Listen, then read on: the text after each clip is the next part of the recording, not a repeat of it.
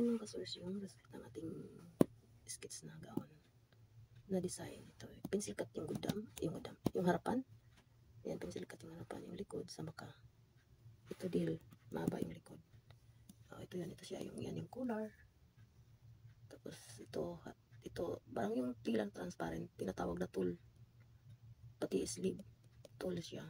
Tapos dito, tulle din to, itong B-shape hanggang waistline. Tapos lagyan din ng kristal sa gitna. Simula, hanggang ano to dito. Simula to dito.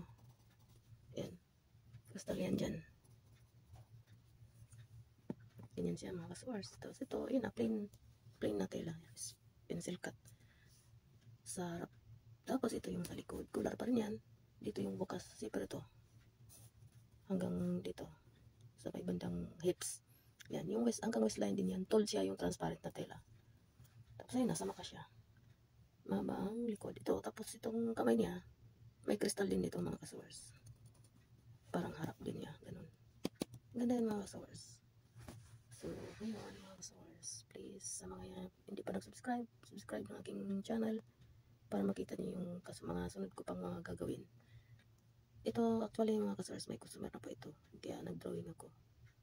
Ngayon, part 2 na lang yung sa paggawa. Kasi drawing pa lang to, ibigay dun sa customer. At bibili sila ng mga gamit. Saka namin tahiin. Ipakita ko sa inyo sa part 2 yung pagcutting at sa finish ng tahi. Yung damit niya. Sa mga ka-source, please subscribe. Sa mga hindi pa na subscribe, para update yung inyong aking mabuon yung panoorin yung aking ayan nga, ito, design. Tapos i-like niyo rin. I-share lang niyo dyan sa YouTube niyo. So, thank you for watching. God bless all.